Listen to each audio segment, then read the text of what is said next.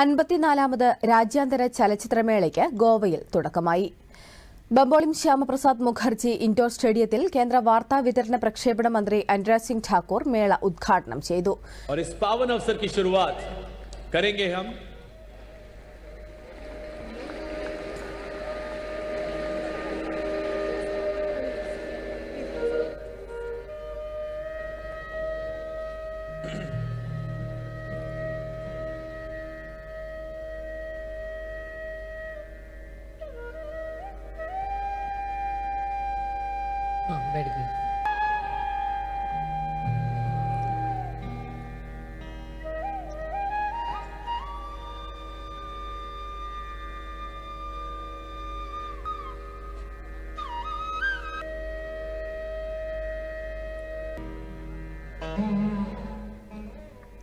British film catching dust ആയിരുന്നു ഉദ്ഘാടന ചിത്രം. ഇന്ത്യയിലെ മീഡിയ എന്റർടൈൻമെന്റ് വ്യവസായത്തിന്റെ വാർഷിക വളർച്ചാ നിരക്ക് 20% ലോകത്തിലെ 5ാമത്തെ ഏറ്റവും വലിയതും ഏറ്റവും കൂടുതൽ ആഗോളവൽക്കരിക്കപ്പെട്ട മേഖലയാണിതെന്നും അനുരാഗ് സിംഗ് ഠാക്കൂർ ഉദ്ഘാടന പ്രസംഗത്തിൽ അഭിപ്രായപ്പെട്ടു.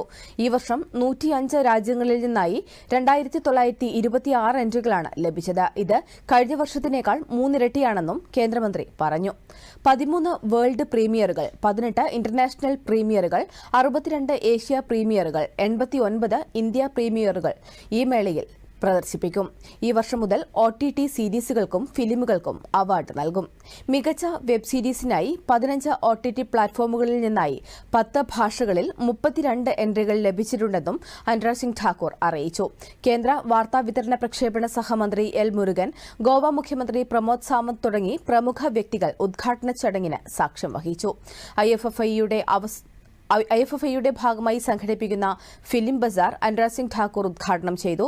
നടി മാധുരി ദീക്ഷിതിന് ഇന്ത്യൻ സിനിമയ്ക്ക് നൽകിയ സംഭാവന പരിഗണിച്ച് പ്രത്യേക പുരസ്കാരം സമ്മാനിച്ചു.